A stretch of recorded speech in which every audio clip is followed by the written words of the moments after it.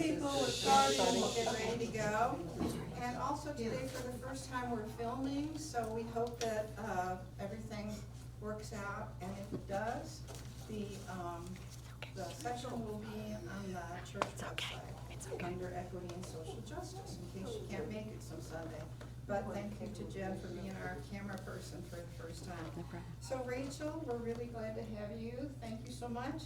A little bit of a bio on Rachel. I'm springing this on her, so she may not, she may have begun a whole separate life from when this is written, but this says that she is a board certified music therapist who graduated from Rowan University.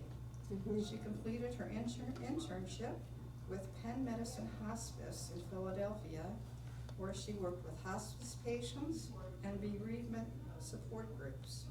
Rachel has experience with autism, ADHD, developmental intellectual disabilities, hospice, bereavement, and acute psychiatric care. She has worked with children, adolescents, and adults.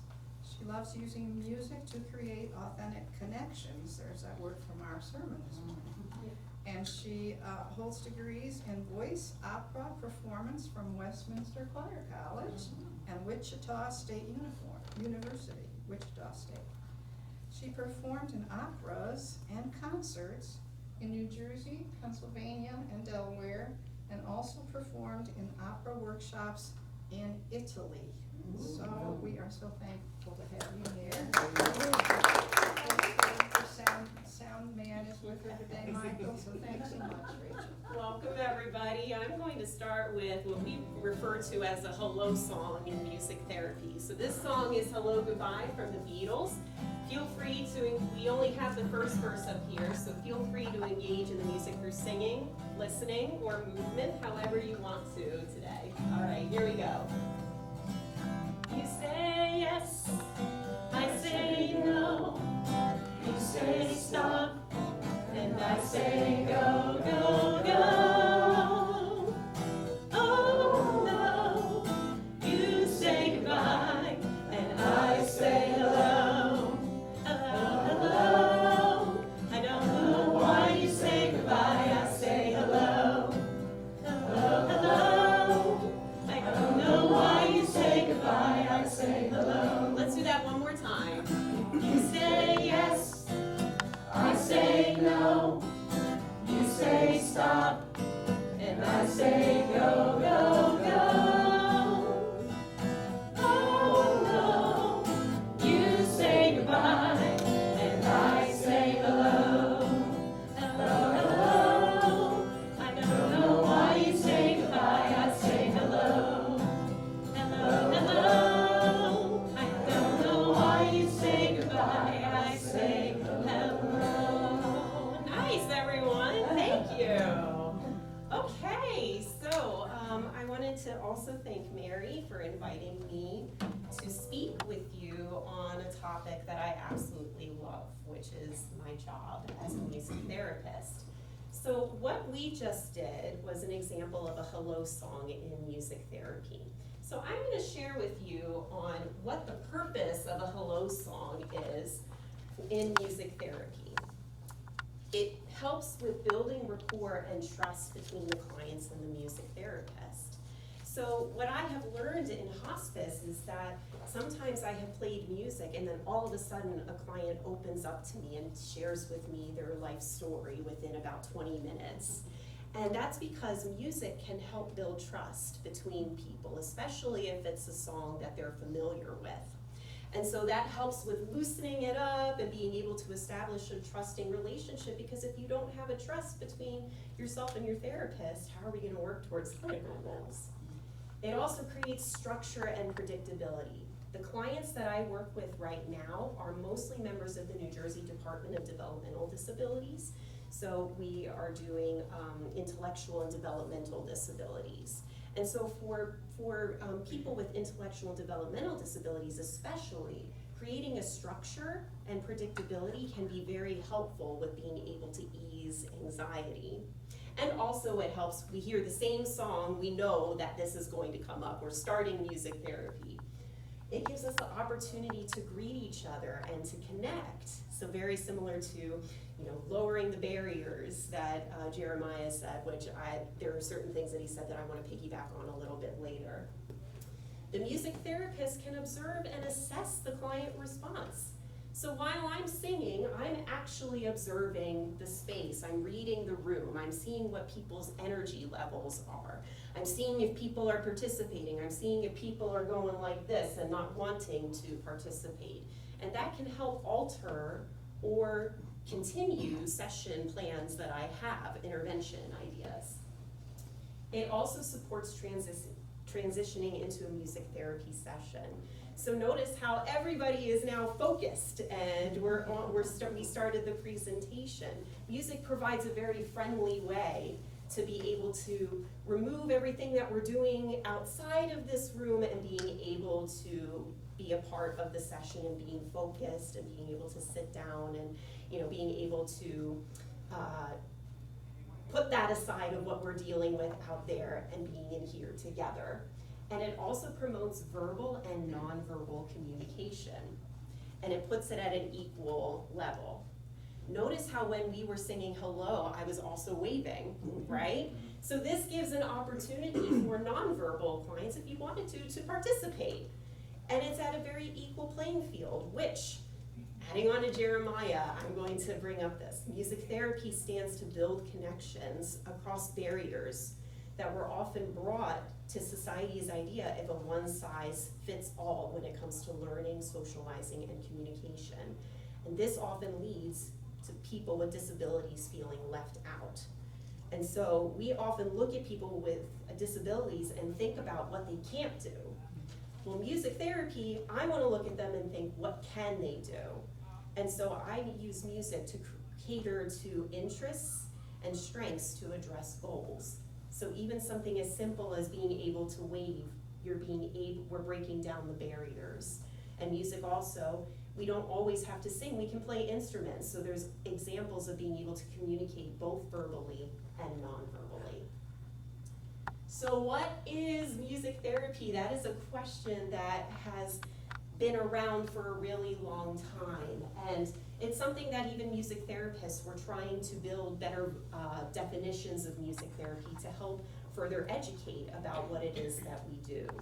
What I have noticed is that most people will understand what music is, and most people will understand what therapy is, but yet when we put the two together, it's really difficult to understand. And the reality is, music therapy is exactly music and therapy combined. When we look at other healthcare professions, such as occupational therapy, we're using, it's a type of therapy where we're being able to work on just daily life and being able to relearn how to do certain tasks in our daily life. Talk therapy is the use of talking to address clinical goals. Doctors and nurses use medicine to address clinical goals. And there are many other types of therapies that are available, and when we think of those types of professions, hopefully we can better understand what music therapy is. It is an established healthcare profession where music is used as a tool to address clinical goals. So while talk therapy is a therapist will use talking, for myself, I will mostly use music to address clinical goals. So I always think, how can I use music to work on communication? How can I use music to work on social interaction? How can I use music to build life review in hospice? There are many other types of goals. But that's essentially what music therapy is. We're using music as a tool. And so a music therapist is a type of therapist who specializes in the psychology of music. I am not, when I have my music therapy hat on, I'm not first and foremost a musician. I am first and foremost a therapist. And music is my tool. Why would I pick certain instruments to play? Why would I choose singing to play? Why would I choose a certain song to play? All of that is in relation to clinical goals. And I understand the diagnoses that I work with, and I've studied the symptoms. I can't officially diagnose, but I can question and affirm and confirm the symptoms that are present in front of me. and I have learned how to use the elements of music and understand the physical and psychological reactions associated with music to help work on clinical goals that benefit clients. And so because of that, all of our goals are therapeutic based. They're not music based. I am not concerned if someone doesn't know how to play an instrument. I am not concerned if you learn how to play an instrument or be able to read notes. What I am concerned about is your self-esteem going up? What I'm concerned about is your fine gross motor skills improving? I'm concerned about, are we practicing communication together? That is what I'm worried about. Notice how none of those goals are music based. I'm just using music to help get to those goals. And so because of that, one does not need to know how to sing, play an instrument, or read music to benefit music therapy. You don't have to know how to do that. You can come in, any musical ability, you can come in. And so we really want to emphasize that you don't need to know or have any musical abilities to be able to benefit with music therapy. Here are some possible therapeutic goals addressed. We talked about a few of those, and I'm going to review these a little bit later. But these are just some of the therapeutic goals that are addressed. And we're also building a community is also established with lowering the barriers, right? And so they include social skills, verbal and nonverbal communication, self-expression, which is, maybe someone who's a little bit anxious, has a hard time being able to share some things about themselves, and so the self-expression, we build on that. Building a community, listening skills and turn-taking, impulse control, leadership and offering support, emotional regulation, coping skills, and motor skills. These are some of the many therapeutic goals that can be addressed with music.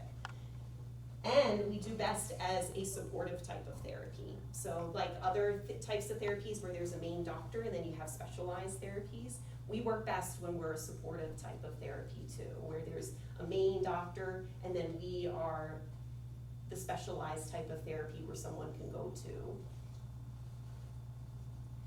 Whoops, we did that, okay? So here's a brief history of music therapy. At least as early as Plato and Aristotle, there have been documents of music being used as a tool for physical and psychological health, at least since Plato and Aristotle. We believe that there are some cultures that have done it possibly earlier than that. And then in the early 1900s in the United States, there were small music therapy associations that were developed, but in terms of long-term development, they were unsuccessful. So it was pretty short-lived during these music therapy associations. But then in the 1940s, volunteer musicians began going to veteran hospitals to play music for veterans, experienced psychological and physical trauma of World War I and World War II. And this is where music therapy begins as a profession. Because seeing the need, veteran hospitals requested hospital musicians, which required further training. And so in 1944, the University of Michigan answered that by developing the first academic music therapy program for students. And many universities have adopted music therapy since then.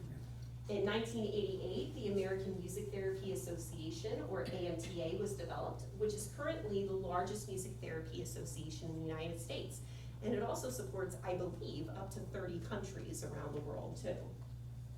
And then in 2011, there was further recognition of music therapy when Congresswoman Gabby Giffords accredited music therapy as part of her recovery from traumatic brain injury. So, Congresswoman Gabby Giffords, if you haven't heard, she was a part of a mass shooting and she ended up getting shot in the head. But during her recovery, along with many speech therapists and along with many other types of therapy, it was documented that she was learning how to regain her speech through music therapy as well, because it was discovered that even though she couldn't pronounce certain letters or certain consonants, she was able to do it when she was singing. So there was so unfortunately I had a movie, but it's not quite working right now, so I'll talk a little bit about what it was. But the speech therapist was trying to get her to say L in light. And Gabby couldn't do it in the ABC documentary. and she was crying, and as soon as the speech therapist had her sing This Little Light of Mine, she was able to sing it without even struggling with the L sound. So this is an example that how music has the ability to light up many different parts of the brain. And it has the ability, it also, This Little Light of Mine may have been a song that she knew as a child, which may have accessed long-term memory. And so with the assistance of singing, she was able to eventually relearn how to speak, and then we gradually took it away and she was able to say it. And so this was documented, and it further created recognition of music therapy. So that was the movie, but we can't do that right now, and that's okay. So why is it that additional training is needed in healthcare settings? Why is it that the doctors and nurses ask for hospital musicians instead of the volunteer musicians? Well, one of the reasons is that music can be helpful, but it can also be harmful. We have discovered that we love music, but it can be harmful for people too, because music establishes both physical and psychological reactions, including heart rate, including breathing rate. When you're singing at church, depending on what the song is, if it's a higher energy, our heart rates may be going up as well as our breathing rate. If we're singing more relaxing songs, our breathing rate may be lower and our heart rate may be lower. Our stress responses changes, our muscle tensions changes, and we have neurologic responses. And then music can also bring up a wide range of emotions. It can bring up calm and happiness, but what if someone is dealing with trauma? And a song, maybe someone with Alzheimer's, a song brings up a traumatic event. Some people, maybe they're feeling like, oh, I want to engage in self-harm or hurting others. Music can invoke violence. There are certain songs that can invoke violence, and there are historical moments where music, while it wasn't the cause, it fueled someone to do something that they normally wouldn't do, or a group creating things. And so this is why it is important that additional training is needed in healthcare settings. Because as a music therapist, I'm going to have studied all of that, and I'm going to understand how different methods of playing or different songs can affect physical and psychological reactions. When I'm in a hospital setting, I'm going to be monitoring your heart rate. I'm going to be monitoring your breathing rate. And if there's something that the doctors and nurses, if you need to stay at a certain heart rate or a breathing rate or at a relaxed state, I'm going to know about that. And I'm going to try to figure out how can I use music to keep that happening. So this is why a music therapist can be very useful in the healthcare settings, because we understand that music can be helpful, but it can also be harmful if we're not careful. So here are just our 4 methods of music therapy. We have recreation, which is using an existing song. That's what we did for our Hello song. We recreated a song. Oftentimes this is used as an active type of music therapy intervention, such as singing or playing instruments. I find that recreation with my intellectual and developmental disability clients, this is the one that I use the most often, because it can help with building fine gross motor skills. It allows additional prompting. It allows social skills, and so it also creates a familiar setting, because if they know what the song is being played, it allows it to be able to develop more familiarity and understanding what's next. Receptive is when the client responds to music through listening. We can use that with progressive muscle relaxation. We could use that, let's say a client is really not able to talk about their feelings, but they can relate to a song. We can say, I'm feeling all by myself.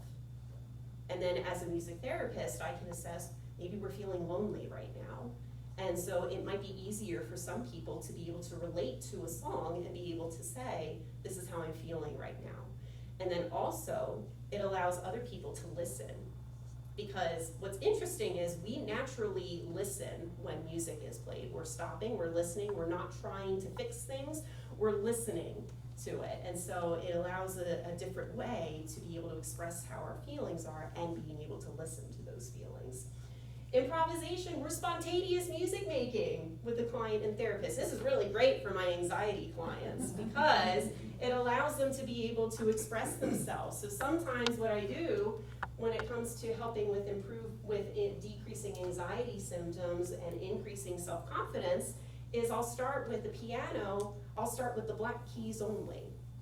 If people play piano, the black keys is what we call a pentatonic scale, but essentially what it is no matter what note you play on the black keys, it's gonna sound fine. So it breaks away that feeling of I have to play something correctly, and it allows you to just experiment and to play music. So that's one of the improvisation interventions that I use for clients who may struggle with self-expression. And that's what I did, because as a classical musician, the idea of improvisation freaked me out when I started as a music therapist. So that's how I started with being able to break away my own fears with improvisation. And then the last one is composition. We create one's own song or changing lyrics to an existing melody to meet one's own current experiences, which is lyric substitution if we're changing the lyrics. So this can help with creating long-term projects for clients. We can also help with decision making, and it allows them to even further self-express by writing their own songs or changing lyrics to meet their own experiences. So why don't we start with a few interventions, okay? So these are just basic interventions. Okay, so this intervention example is Casey and the Sunshine Band. So I'm going to start with clapping a rhythm. All right, if you want to, you can play along, clap along with me. And then I'm going to sing, that's the way, I like it, that's the way, I like it, one more time, that's the way, I like it, very good, let's keep clapping. Yeah, I like it. So, next up, I'm going to sing That's the Way, and I'm going to invite you to sing So, you're going to be this time, ready? And that's the way, I like it, that's the way, yeah, I like it, one more time, that's the way, I like it, yeah, good job, all right, so now I'm going to invite you, let's see, we're going to have group 1 over here, and group 2 over here. All right, group 1, I'm going to invite you to sing That's the Way, and I like it. Group 2, you're going to respond with ready? Here we go, 1, 2, ready, and that's the way, I like it, yeah, that's the way, I like it, that's the way, I like it, one more time, that's the way, I like it. yeah, good job, everybody. So this is a small example of a group intervention. And so I'm curious, let's put some music therapist hats on. Can anyone think of a possible therapeutic goal on why we would do something like this? I have the whole list. Does anyone want to take a shot at? Building community. Yes, we are building a community together. That is one thing, yes. Listening skills. Listening skills, yes. Motor So we're skills. stopping and listening. Turn taking is another one. Motor skills? Motor skills, yes, we're clapping. Or if some clients can't clap, let's say we can stomp. Or they can wave their arms like this. Anybody who's able to do it, right? We can alter it to different motor abilities. Anything else? That would be Verbal. self-expression. Verbal, yes. And nonverbal? And nonverbal. We're clapping and singing, right? Anything else? But that would be self-expression if you couldn't clap, but you wanted Yes! to do that. That's right? one too. I love it. Yes. You need to put having fun up there. Having fun. This is my mom, everybody. And she makes an excellent point, which I'm actually going to bring up. So And no, I did not have we that want- as a cue. no, actually, this is we're improvising right now. So music, we want it to be fun. Yes. Because why? You were more willing to participate. You were more motivated to try it. You were more motivated. You were engaging in it and focused. That's music therapy. We want you to have fun because we want clients to be able to feel like they're motivated to be able to work on these goals. the self-esteem. It's like we're having fun, it can build up self-esteem, right? And it can also help us with developing trust for even more deeper interventions later. But this is an example of, another one is impulse control, right? So when we separated, you had to listen for them, and you had to each listen to each other and keep yourself from singing the whole song. So that's an example of impulse control. I had to have impulse control to not get up and dance with you. It would have been allowed in a music therapy session, because I have clients who are pacing, right? And I actually like to pace too. So pacing, we can make music, we can make it look like dancing. And so, I have clients that will get up and just start pacing, and if that's how they're feeling, then great. What we will teach though is that if somebody's in somebody's bubble space, or if they get up and dance like right here, then we'll teach them, okay, let's try to dance a little bit on the side and be able to do that too. So, that's an example, right, of being able to just get the feeling of getting up and dance, and we want to support that. So yeah, there's a lot of different things. Let's see, social skills as well, call and response. So that's an example of being able to, I'm speaking and then someone's listening, and then they take a turn to speak and the other person listens. So call and response is a really big thing for music therapy too. Yeah, good job everyone. Just a quick question. Uh-huh. My husband had dementia, had a musical therapist, and it got his mind off his problem for that hour in time. I don't see that in the list. But I Yes. thought that was such a gift to him to be playing the dulcimer, or whatever they did together, as just that break from the dementia. That is a really good point too, right? This is not just, we have a lot of different goals. These are mostly the goals for the intellectual and developmental disability community, but we'll talk about the Alzheimer's and dementia. Music can help with decreasing anxiety, right? It improves mood and it helps decreasing anxiety, which can be very helpful for people with Alzheimer's and dementia. So I'm glad that you brought that up, and it seems like it was a good experience for your husband. Yeah. Well, it seems like it would focus attention to the now. Yes. And not all the. And not all other the stuff things, that yeah. happens later, yes, absolutely, yeah. The And unlocking memories that's- thing is wild. Yes. That's incredible to see, where it's I haven't thought about this in ages, now you're singing a hymn at me, and that person lights up for 5 minutes, and the people in the room go, oh my gosh, grandma's back for a couple moments. That's incredible to see.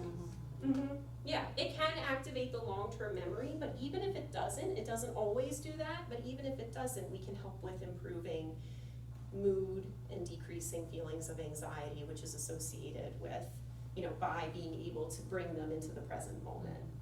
Which also music is mindfulness too, because it allows us to be in the present moment together whenever we hear a song. Very good. Anybody else? Thank you for sharing that. Okay, so I'm going to invite us to do another. This one is You Are My Sunshine. So I'm going to invite us to sing You Are My Sunshine if you want to.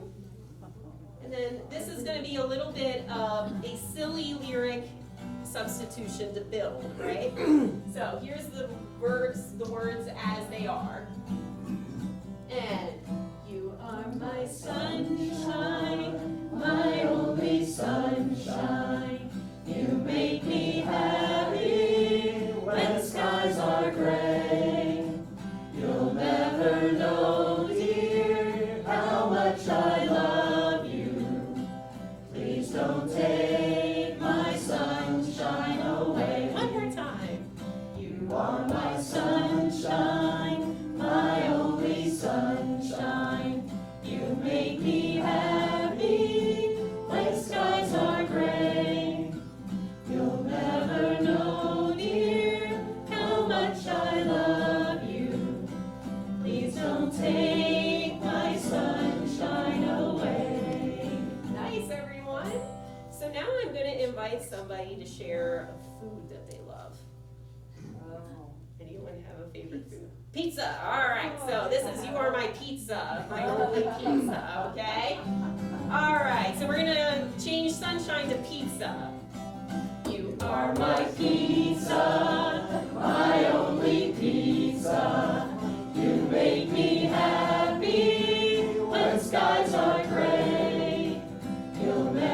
know, dear, how much I love you. Please don't take my peace away. Good job. So this is an example of self-expression, right? We can share something and then we can hear our words being, how did it feel to have your words being? How did it feel? Do you want to share that or? No? Okay, that's fine. Okay, so this is one example of how, we're laughing and we're having a lot of fun, right? And hopefully for some of my clients, having an intervention, whoop, this happens all the time in my session. Need a guitar stand. Yeah, mine broke. So how about we just, yeah, that's fine. All right, so it invites my clients to be able to share, and hopefully it will help build a little self-confidence and trust to be able to work on harder topics. So I'm going to go now to a very well-known intervention in the music therapy world when it comes to mental health, and this is what I did working in the psych unit. This is called a lyric substitution for the song Hand in My Pocket by Alanis Morissette. So what we first do is we listen to the song. Now understand, I changed this verse. This is not part of the original first verse. I did it because I just didn't know what audience, and I wanted to make sure it was, if kids were coming, that it would be a little kid friendly with it. But we would first start by listening to the song, and my clients would all have lyrics. They would all have sheets of the music in front of them, so that way they could look. So just to review, I'm just going to play this verse.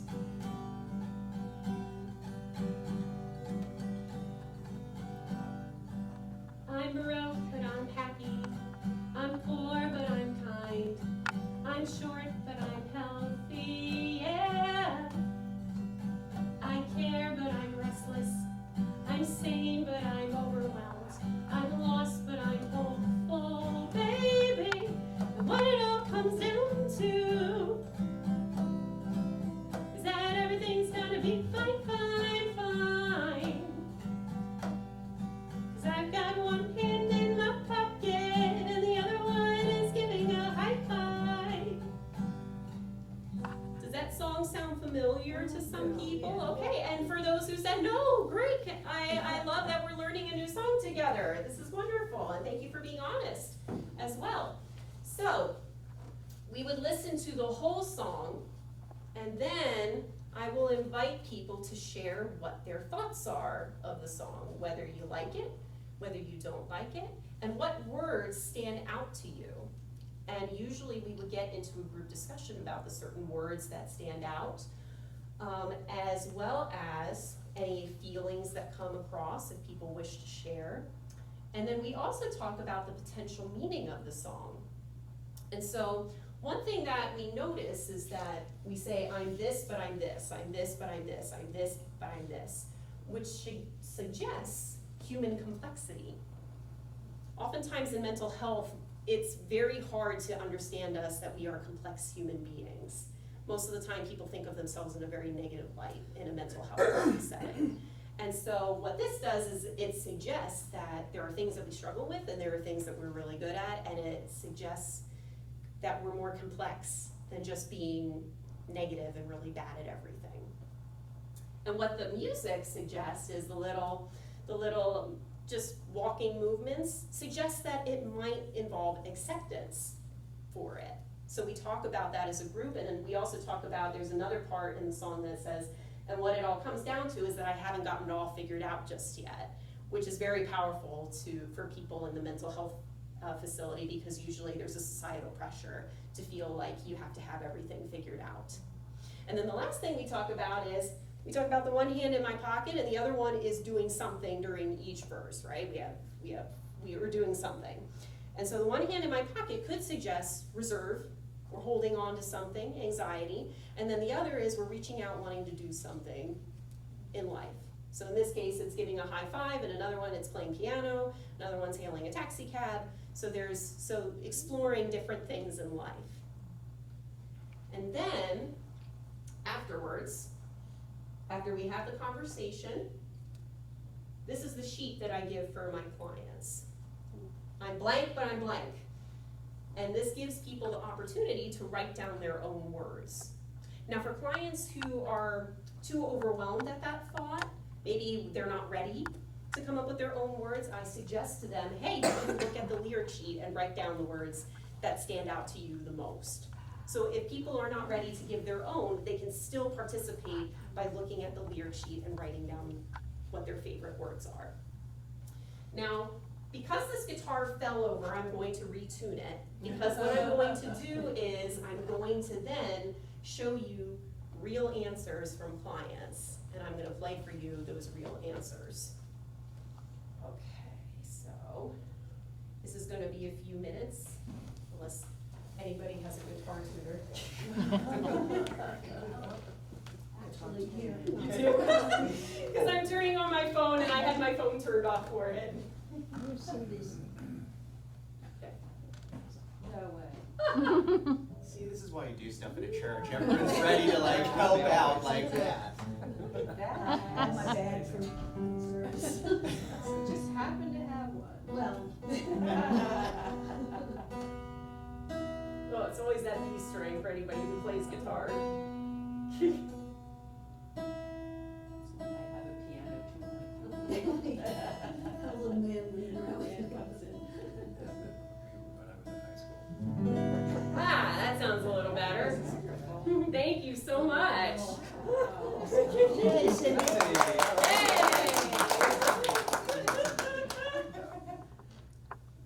Okay, Audience participation. so here are, I guess if we're number one or number one. so here are real answers from my clients. And I'm gonna sing it to you 2 times.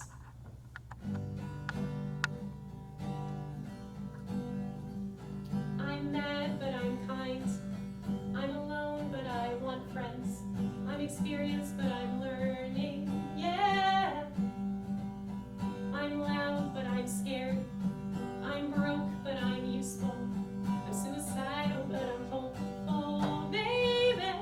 And when it all comes down to is that I haven't got it all figured out just yet. But I have one hand in my pocket, and the other one is reaching for the stars. I'm mad, but I'm kind. I'm alone, but I want friends. I'm experienced, but I'm learning, yeah. I'm loud, but I'm scared. I'm broke, but I'm useful. I'm suicidal, but I'm hopeful, baby. When it all comes down to is that I haven't got it all figured out just yet. But I have one hand in my pocket and the other one is reaching for the stars.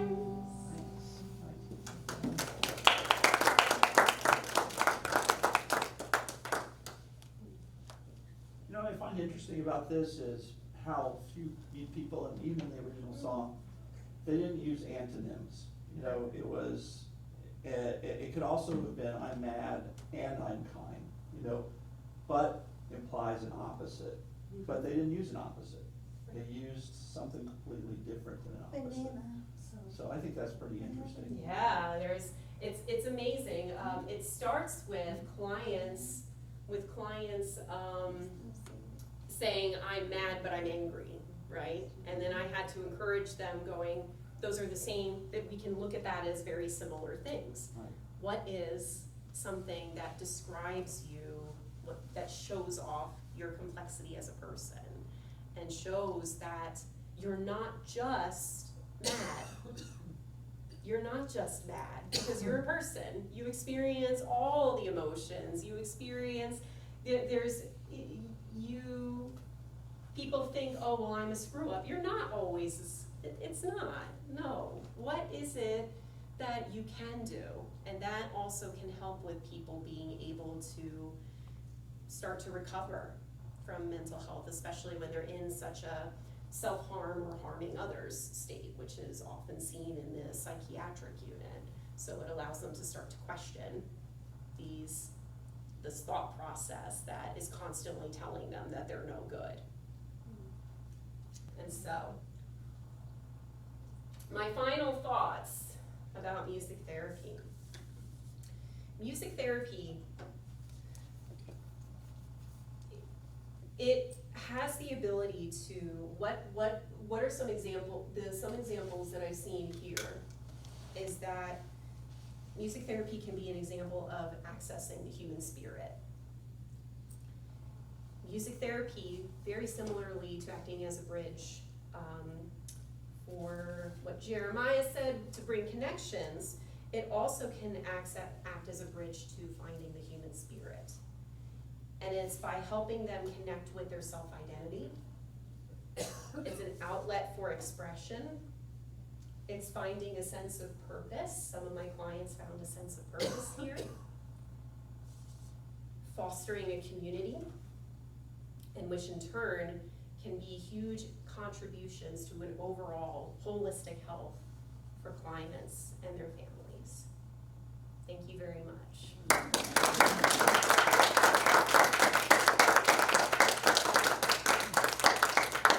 We have some time for a few questions, if anybody wants to raise something.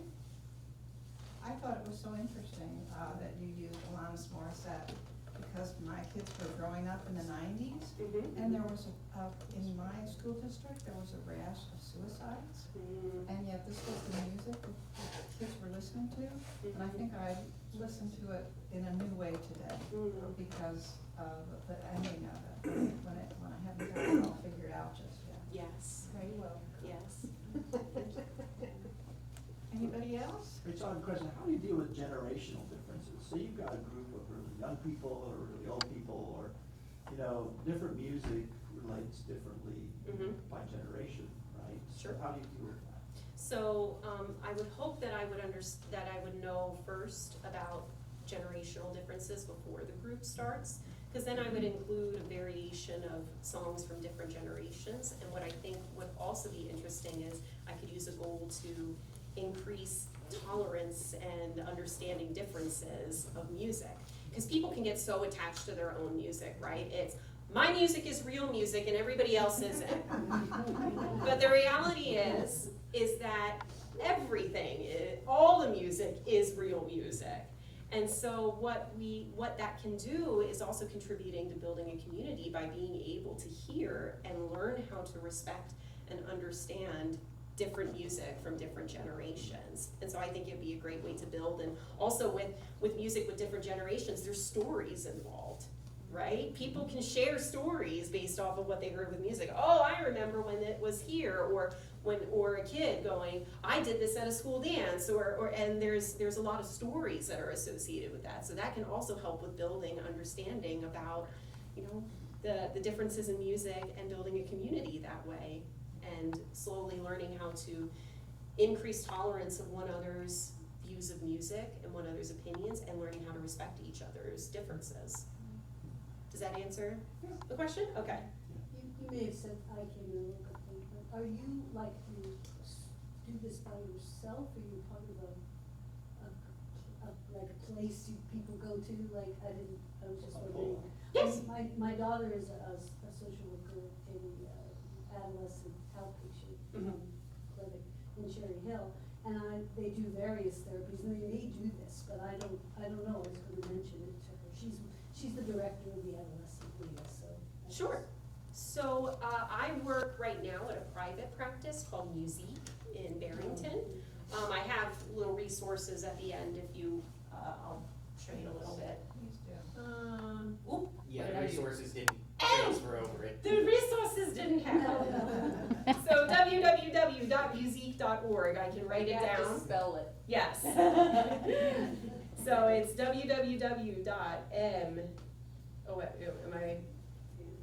okay, let me know when you're, You're waiting for your business cards? I don't actually. Was that sign up there? For more info, yeah. Maybe I'll just. Put it on the website. Sure, yeah, you How can do you send spell it. music? Z. zique.org. Fancy spelling. Fancy, right? muzique.org. Is that French? Don't we get some? I thought it was a combination of music and uniques, I don't know. Well, it also is a combination of my boss's last name, so Oh. it's Carly Music, Musielaire. So it's also my boss's last name, a little bit of my boss's last name too. So it's a private practice, and so I run both private and group sessions within the facility itself, and we're also contracted to various locations.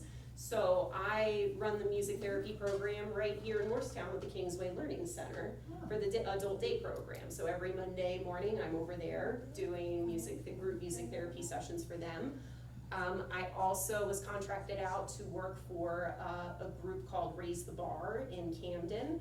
So what they promote is respite care for children and their families with various developmental and intellectual disabilities. So I have run the music program for their camp, as well as once a year we do a kids club program for the little kids and for kids up to the age of 11. And so I help with that too. And then I've also been contracted to work at a camp for the PALS program. So the PALS program is for young adults who use AAC devices, or they use devices to help with communication. And so we have done music sessions with them, as well as doing little things for recitals at the end too. So yes. I have to tell you that at the beginning, I knew she was your mother because of the way she was looking at you. I know you're proud of her, but anyway, you impressed me as being very accomplished, so I'm gonna ask you an embarrassing question. If you don't wanna answer it, you don't have to. I'll tell you my age if you'll tell me yours. 35? Are you really? Yeah. I didn't think you were that much.